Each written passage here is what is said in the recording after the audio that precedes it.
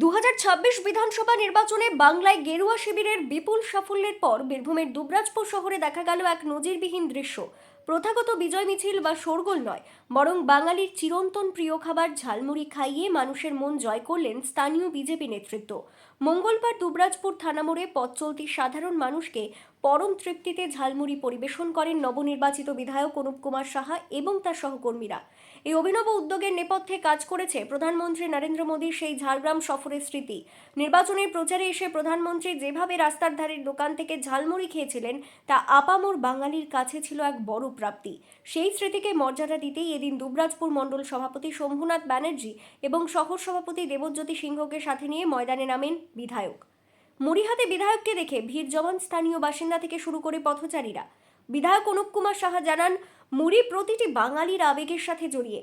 প্রধানমন্ত্রী সেই আবেগকে মান্যতা দিয়ে ঝালমুড়ি খেয়েছিলেন, আর তাই এই জয়ের আনন্দ আমরা সাধারণ মানুষের সাথে প্রিয় খাবারের মাধ্যমেই ভাগ করে নিচ্ছি। আজকে আমরা এখানে যে ঝালমুড়ি কার্যক্রম করা হয়েছিল, সেখানে প্রত্যেকের মধ্যে আমরা সেই যে মুড়ি আমরা খাই প্রতিদিন আমাদের প্রধান খাদ্য, সেই খাবারটা আমরা ভাগ করে নিই। প্রধানমন্ত্রী বলে যাওয়ার সাথেও আমরা প্রতিদিন আমাদের প্রধান খাদ্যের মধ্যেই মুড়ি, আমি নিজে ব্যক্তিগতভাবে প্রতিদিন মুড়ি খাই, তাই এটা আমাদের আনন্দের বিষয়। দিদিও তো মুড়ি খেতে ভালোবাসতেন। সবাই খেতে ভালোবাসে, সবাই খেতে পারে মুড়ি, সবাই খাবে। বাংলার মুড়ি এখন সারা পৃথিবীতে বিখ্যাত। এটা কি শুধুমাত্র প্রধানমন্ত্রী বলার জন্য?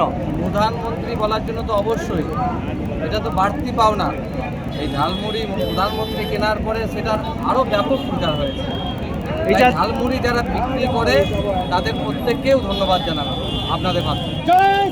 অন্যদিকে প্রধানমন্ত্রীর ঝালমুড়ি প্রেম যে তাদের ব্যবসায় বাড়তি উৎসাহ এনে দিয়েছে তা অকপটে স্বীকার করলেন স্থানীয় মুড়ি বিক্রেতারাও। আমাদের প্রধানমন্ত্রী যে ঝালমুড়ি খেয়েছে, আমাদের প্রধানমন্ত্রী বলেছে যে ঝালমুড়ি হবে প্লাস মিষ্টিও হবে, ওই জন্য ঝালমুড়ি প্রথম থেকে ঝালমুড়ি খাক, তারপরে মিষ্টি খাক।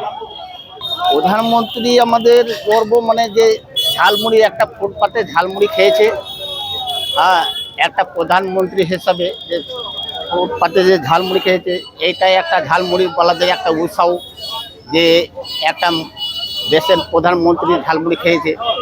তার জন্যে আমরা ঝালমুড়ি মানে প্রচার, আমাদেরও প্রচার হলো, প্লাস ঝালমুড়িওয়ালাদেরও একটু উৎসাহ বাড়লো যে প্রধানমন্ত্রী একটা ঝালমুড়ি খেয়েছে। তার জন্যে আমাদের আজকে প্রধানমন্ত্রীর জন্যে আজকে সবারই ঝালমুড়ি ফ্রি। আমি খুবই খুশি, খুবই খুশি। জাঁকজমকের বদলে এমন ঘরোয়া ঢঙে জয়ের স্বাদ ভাগ করে নেওয়ার বিষয়টি শহর জুড়ে প্রশংসা কুড়োচ্ছে। আমাদের জিতার পর সেলিব্রেশন কি হবে, আমাদের যশস্বী প্রধানমন্ত্রী মোদীজি ঠিক করে দিয়ে গেছিলেন।